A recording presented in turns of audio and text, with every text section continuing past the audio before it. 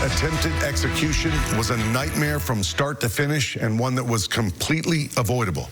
That statement tonight from the federal public defender for the Middle District of Tennessee about the attempted execution of Tennessee death row inmate Tony Carruthers. Good evening, everyone. I'm Rory Johnston.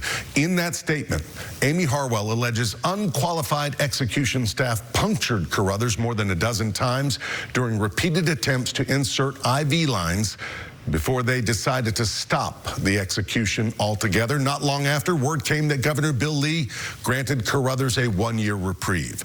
Harwell claims the Tennessee Department of Correction knowingly used an unqualified physician who admitted under oath he isn't certified to establish a central IV line at any hospital.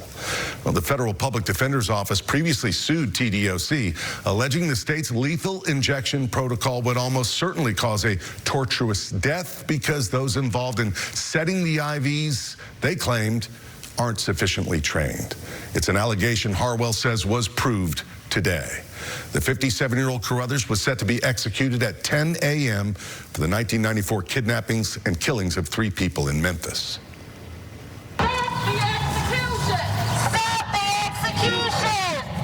For days, advocates urged the governor and the courts to intervene, filing lawsuits and petitions, arguing untested DNA and fingerprint evidence could clear him. The Tennessee Supreme Court and Governor Lee, though, rejected those requests. But again, this morning, the governor did take action based on what happened as officials prepared Carruthers to be put to death. News Channel 5's Nikki Hauser now with the details. Governor Bill Lee issued a reprieve of 1 year this afternoon after the execution for Tony Carruthers was called off. This because executioners were literally unable to complete the lethal injection. It's a very, very bizarre and grim morning. A standard execution delayed by 1 year Thursday morning after executioners could not find a viable vein in the death row inmate's arm. State protocol requires 2 IVs to be inserted, a primary and a backup line in case the first injection fails. TDOC says they put in the first primary line, but failed to find a vein for the second. In fact, Tony Carruthers' attorneys claimed they took over an hour trying to insert the second IV. TDOC says they later tried to insert a central line following protocol, but it also failed, leading to the execution's delay.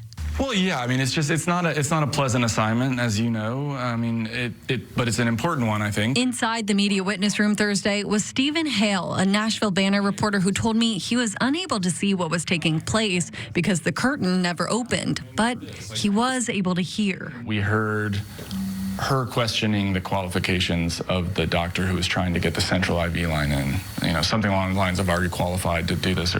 And him sort of snapping, responding pretty bluntly back to her, I'm qualified. And the staff member from the Attorney General's office who was in the room with them said something to the effect of, do your job, sir. He reports Carruthers later groaned in what sounded like pain. But if you talk to Mr. Carruthers' attorney, it was she'll give you a much longer detailed story about the more than an hour that they spent trying to get an IV in his arms, his feet, his hand, his chest, his shoulder.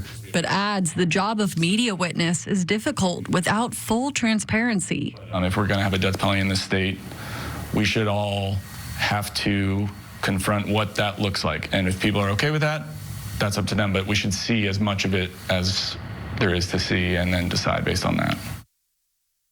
What a day, Nikki. So many questions remain, like why the reprieve is issued for a full year and also why the media wasn't able to witness all this play out, right? Right, and we know that's at the crux of a very new lawsuit against the TDOC to expand the media's transparency and how much they're able to see inside that room. News Channel 5, actually, and our parent company, Scripps Media, along with the Nashville Banner, they're all part of a group of organizations bringing about that lawsuit. That petitions for more transparency, more visibility, so that we're able to see and report fully on what happened today. That's right. And of course, we're going to keep everybody updated on that lawsuit as it progresses and on upcoming executions scheduled for later this year. Nikki, thanks.